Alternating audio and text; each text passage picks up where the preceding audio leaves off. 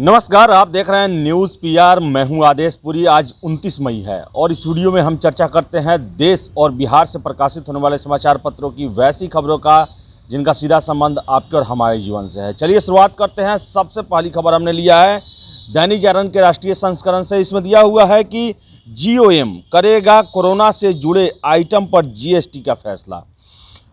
8 जून तक जीओएम देगा report. Corona से जुड़े आइटम के आयात पर 31 अगस्त तक आईजीएसटी नहीं। समय से सभी को वैक्सीन और राज्यों को उनका पैसा भी मिलेगा। वित्त मंत्री ने ऐसी बातें कही हैं। तो आपको बता दें कि जीएसटी काउंसिल की 43वीं बैठक हो रही है और इसमें राज्यों को ऐसा भरोसा दिलाया गया है। वही अगली खबर हमने लिया है दैनिक जागरण से। इसमें दिया हुआ है कि अगले महीने से तिगुनी हो सकती है टीकाकरण की रफ्तार। जून और जुलाई में प्रतिदिन औसतन 46 लाख टीके लगाने का लक्ष्य। देश में अभी तक लगाई गई है कोरोना वैक्सीन की करीब 22 करोड़ डोज। सरकार जुलाई तक वैक्सीन की 51 करोड़ 60 लाख डोज उपलब्ध कराने के दावे पर कायम है। तो लगातार जो है वैक्सीनेशन की रफ्तार को तेज करने के प्रयास चालू हैं और इसको लेकर जो है सरकार द्वारा ये विश्वास दिलाया जा रहा है कि जुलाई तक जो है वो टीकों का डोज जो है वो पर्याप्त होगा देश में। वही अगली खबर हमने लिया है दैनिक जागरण से। इसमें दिया है कि महामारी में अनाथ हुए बच्चों को तत्काल पहचान कर मदद करे राज्य, ऐसा सुप्रीम कोर्ट ने कहा है। कल्पना नहीं कर सकते कि इस बड़े देश में कितने बच्चे महामारी से हुए अनाथ। मार्च 2020 के बाद अनाथ हुए बच्चों को संरक्षण और मदद मुहैया कराई जाए। ऐसे बच्चों की जानकारी बाल आयोग के पोर्टल पर शनिवार तक अपलोड की जाए। आपको बता दें कि जस्टिस एल नागेश्वर राव ने कहा कि मैंने अखबार में पढ़ा है कि सरकार कह रही कि 577 बच्चे ऐसे हैं जिन्होंने माता पिता खो दिए हैं, जबकि मैंने कहीं यह पढ़ा है कि महाराष्ट्र में 2900 बच्चों ने अपने माता या पिता या दोनों को खो दिया है। तो सुप्रीम कोर्ट जो है ऐसे अनाथ बच्चों के लिए काफ़ी सजग है और उन्होंने राज्य को तत्काल उनकी मदद करने के लिए कहा है। वही अगली खबर भी दैनिक जागरण से। इसमें दिया हुआ है कि पूर्वी लद्दाख में चीनी सैनिकों की वापसी तक पीछे नहीं हटेगा भारत। सेना प्रमुख नरवणे ने कहा किसी भी आपात स्थिति से निपटने के लिए पूरी तरह भारतीय सेना है तैयार। भारत पूर्वी लद्दाख में अपने दावों को लेकर चीन के साथ पूरी दृढ़ता से पेश आ रहा है। तो आपको बताएं कि चीन द्वारा सरहदों पर हरकतें की जा रही हैं और भारत सरकार भी एक कदम पीछे हटने को तैयार नहीं है। वही अगली खबर हमने लिया है दैनिक जागरण से। इसमें दिया हुआ है कि सीए की परीक्षा 5 जुलाई से। The institute of chartered accountants of India ने सीए परीक्षा के आयोजन की तिथि जारी कर दी है। सीए इंटरमीडिएट, फाइनल और पोस्ट क्वालिफिकेशन कोर्स की परीक्षा 5 जुलाई 2021 से होगी। वही अगली खबर भी दैनिक जागरण से। जिस तेजी से चढ़ी है वैसी ही उतरेगी दूसरी लहर। लगातार 15वें दिन जो है स्वस्थ होने वालों की संख्या नए मामलों से अधिक है। आपको बताएं कि सुबह 8 बजे तक के कल आंकड़े हैं जिसमें नए मामले 1,86,364, मौत 3660 हुआ। वही स्वस्थ 2,59,459 लोग हुए और सक्रिय मरीजों की संख्या जो है 23,43,152 बची हुई है। वही ठीक होने की दर जो है रिकवरी रेट 90.34 है। मृत्यु दर 1.15% है और पॉजिटिविटी दर जो है दैनिक 9% हुई है और जांच जो है कल 20,70,000 हुई। वही अगली खबर दैनिक जागरण का राष्ट्रीय संस्करण से ही जिसमें दिया है कि तुर्की ने भेजी मदद, रिश्तों में सुधार के संकेत। कोविड की दूसरी लहर से त्रस्त भारत को दुनिया के कोने कोने से मदद मिलने का सिलसिला जारी है, लेकिन इस बीच शुक्रवार को एक ऐसे देश से मदद भेजी जिसके साथ हाल के दिनों में द्विपक्षीय रिश्तों में काफ़ी खिंचाव आ गया था। यह देश है तुर्की, जिसने कोविड से लड़ाई में भारत को 50 टन चिकित्सा सामग्री, ऑक्सीजन जनरेटर्स, सिलेंडर्स और वेंटिलेटर भेजे हैं। तुर्की वायुसेना के 2 विमान इस महत्वपूर्ण मदद को लेकर भारत पहुंचे हैं। तो काफ़ी आश्चर्य की बात है, लेकिन सबसे सुखद बात कि मुश्किल वक्त में जो भी काम आए उसे ज़रूर याद रखना चाहिए और तुर्की ने भारत को मुश्किल वक्त में जो है वो दोस्ती का एक तरह से हाथ बढ़ाया है। वही अगली खबर जनसत्ता से। इस साल दिसंबर तक सभी को टीकाकरण हो जाएगा, ऐसा जो है वो प्रकाश जावड़ेकर ने कहा है। केंद्रीय मंत्री और भाजपा के वरिष्ठ नेता प्रकाश जावड़ेकर ने कहा कि केंद्रीय स्वास्थ्य मंत्रालय ने हालिया बयानों का उल्लेख करते हुए दावा किया कि देश में टीकाकरण इस साल दिसंबर तक पूरा कर लिया जाएगा। उन्होंने कहा कि स्वास्थ्य मंत्रालय ने दिसंबर तक भारत में 216 करोड़ नए टीकों के उत्पादन और 108 करोड़ से ज़्यादा लोगों को यह दिलाया जाएगा। तो भारत सरकार ये दावा कर रही है कि दिसंबर तक सभी लोगों का वैक्सीनेशन कर दिया जाएगा। वही आपको बताएं, अपडेट नया है, जनसत्ता में 45 दिनों में सबसे कम 1,73,735 मामले जो हैं वो दर्ज किए गए हैं।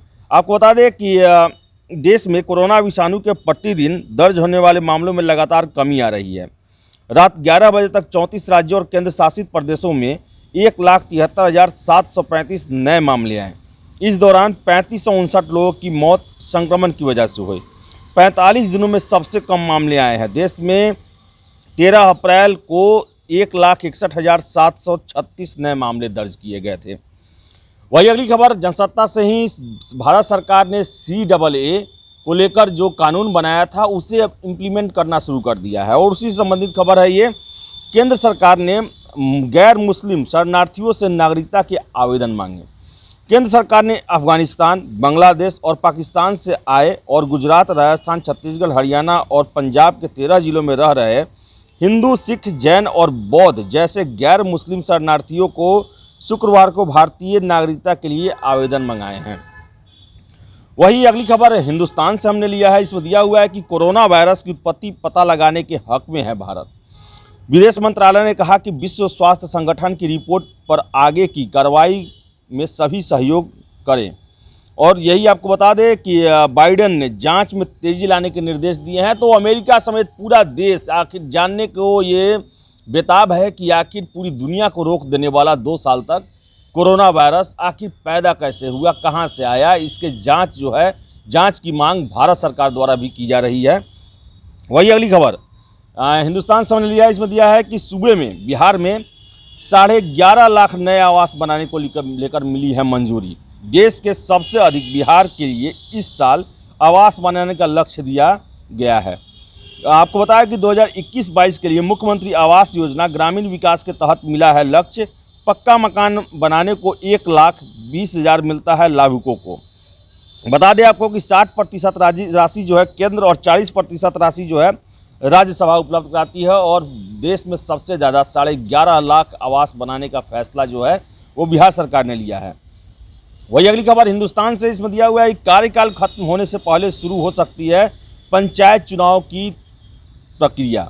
सुगबुगाहट जो है, चुनाव समय पर नहीं हुए तो सरकार को लाना होगा अध्यादेश, पर अब तक अध्यादेश लाने को लेकर कोई तैयारी नहीं है। 15 जून को कार्यकाल खत्म हो रहा है और ऐसे में संभावनाएं जताई गई हैं कि चुनाव की तैयारी 15 जून से पहले किया जा सकता है। लेकिन ऐसे सिचुएशन में चुनाव कराना एक बहुत बड़े संक्रमण को न्योता देना होगा। वही अगली खबर हमने लिया है हिंदुस्तान से। इसमें दिया है कि बिहार में 45 पार वालों को टीका देने में शिवहर अव्वल, औरंगाबाद फिसड्डी। आपको बताएं कि 2 करोड़ 44 लाख आबादी में 45 से ऊपर वालों की पूरी संख्या है पूरे बिहार में। 58,16,416 लोगों को 26 मई तक लग चुका है टीका।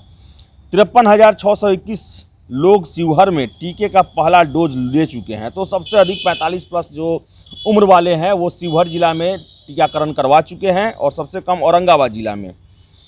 अगली खबर भी लिया है हमने हिंदुस्तान से। इसमें दिया है कि किसानों को 50 करोड़ की चपत। सूबे में आंधी, भारी बारिश के कारण जनजीवन का पर पड़ा व्यापक असर। कमज़ोर पड़ा तूफान पर उत्तर बिहार में आज भी बारिश के आसार जो हैं। वही पूरे बिहार में बिजली आपूर्ति बाधित, 500 खंभे ध्वस्त हुए हैं। और लगातार जो है लगभग 30 घंटे से अधिक बारिश बहुत सारे ज़िलों में हुई और इसके कारण जनजीवन कल अस्त व्यस्त रहा और आज भी संभावनाएं हैं कि उत्तर बिहार में बारिश होगी। वही अगली खबर भी हिंदुस्तान से। 16 घंटे थमी रही एयरपोर्ट पर उड़ान की रफ्तार। सुबह 9 बजे के बाद खोला गया पटना एयरपोर्ट। 10:40 में पहली फ्लाइट इंडिगो की उड़ी।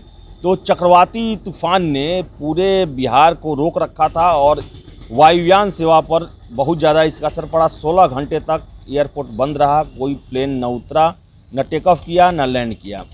तो यास का जो है आज भी प्रभाव रहने की संभावना है पूरे बिहार में। वही अगली खबर हिंदुस्तान से सुकून भरी खबर है कि राज्य में 2000 से कम मिले नए संक्रमित। आपको बताएं कि राज्य में 24 घंटे में 92,173 सैंपल की कोरोना जांच हुई और इसमें आपको 1785 मरीज पॉजिटिव पाए गए। और सबसे बड़ी बात रही कि पटना में 238 लोग संक्रमित मिले, जो कि मामला लगातार सबसे कम है पिछले लगभग 50 दिनों में, कि पटना में 238 मामले मिले। और बिहार में जो है वो मामले धीरे धीरे कम होते जा रहे हैं। लॉकडाउन का असर है और सरकार के गाइडलाइन का हमें कड़ाई से पालन करना है ताकि इस बीमारी से हम जल्द से जल्द उबर पाएँ। वही अगली खबर प्रभात खबर से 7 वर्ष से कम सजा वाले मामलों में गिरफ्तारी से पहले नोटिस भी। पुलिस 7 साल से कम सजा वाले केस में सीधे गिरफ्तारी के बजाय नोटिस भी दे सकती है। नोटिस के बाद आरोपी जमानत लेने की कार्रवाई करेगा। शुक्रवार को बिहार पुलिस मुख्यालय गिरफ्तारी को लेकर विस्तृत गाइडलाइन जारी की। डीजीपी ने अपने आदेश में कहा कि 7 साल से कम सजा वाले मामले में गिरफ्तारी करने और नहीं करने पर किन परिस्थितियों में किन नियमों का पालन करना होगा। डीजीपी ने इस संबंध में सभी एसपी, डीआईजी, आईजी को पत्र लिखा है। डीजीपी ने अपने आदेश में कहा है कि गिरफ्तारी के समय दंड प्रक्रिया संहिता की धारा 41B, 41C, 41D, 45, 46, 50, 60 और 60A का सम्यक अनुपालन अपरिहार्य है। सभी पुलिस अधिकारियों को उक्त प्रावधानों का अनुपालन सुनिश्चित कराएं। तो 7 साल से कम उम्र, 7 साल से कम सजा पाने वालों में डायरेक्ट उनको गिरफ्तार नहीं किया जाएगा, उनको पहले नोटिस दिया जाएगा। वही अगली खबर भी यास तूफान को लेकर है कि कई जिलों में बिजली पानी का संकट। उत्तर बिहार के 18 जिलों में येलो अलर्ट को जारी किया गया है। और आपको बता दें कि येलो अलर्ट जो है वो पश्चिम चंपारण, सिवान, सारण, पूर्वी चंपारण, गोपालगंज, सीतामढ़ी, मधुबनी, मुजफ्फरपुर, दरभंगा, वैशाली, शिवहर, समस्तीपुर, सुपौल, अररिया, किशनगंज, मधेपुरा, सहरसा और पूर्णिया में किया गया है, जहां आज भी भारी बारिश की संभावना है। वही अगली खबर हमने प्रभात खबर से लिया। इसमें दिया कि नियोजित शिक्षकों को जून में मिल सकती है तबादले की सौगात। आपको बताएं कि मनचाही जगह पर तबादले का इंतजार कर रहे नियोजित शिक्षकों के लिए अच्छी खबर है। राज्य सरकार जून में उन्हें ट्रांसफ़र की सौगात दे सकती है। बिहार टीचर ट्रांसफ़र सॉफ्टवेयर बन चुका है, दिशा निर्देश भी तैयार हो चुका है। अगले सप्ताह में अधिसूचना जारी होने के साथ ही नियोजित शिक्षकों से तबादले के लिए आवेदन मांगे जाने की तैयारी शिक्षा विभाग कर रहा है। वही अगली खबर हमने लिया है प्रभात खबर से ही, जिसमें दिया हुआ है कि समाप्त हुआ गेस्ट फैकल्टी का एक्सटेंशन, जून में क्लास लेने के लिए जरूरी। आपको बता दें कि पटना विश्वविद्यालय में गेस्ट फैकल्टी का 6 महीने का एक्सटेंशन अप्रैल तक ही था। मई में इन शिक्षकों का एक्सटेंशन समाप्त हो चुका है। चूँकि मई में गर्मी छुट्टी हो गई, इसलिए शिक्षकों को अधिक परेशानी नहीं है। लेकिन अगर जून के पहले एक्सटेंशन नहीं मिलता है तो उन्हें परेशानी हो सकती है। गेस्ट फैकल्टी की इस बात को लेकर वो काफ़ी परेशान है। तो ये थी आज देश और बिहार से प्रकाशित होने वाले समाचार पत्रों की वैसी खबरें जिनका सीधा संबंध आपके और हमारे जीवन से है। अगर आप ये वीडियो फेसबुक पर देख रहे हैं तो वीडियो को लाइक शेयर करें और हमारे पेज न्यूज़ पीआर को फॉलो करें। अगर आप यूट्यूब पर देख रहे हैं तो वीडियो को लाइक शेयर करें और हमारे चैनल न्यूज़ पीआर को सब्सक्राइब करना ना भूलें। धन्यवाद।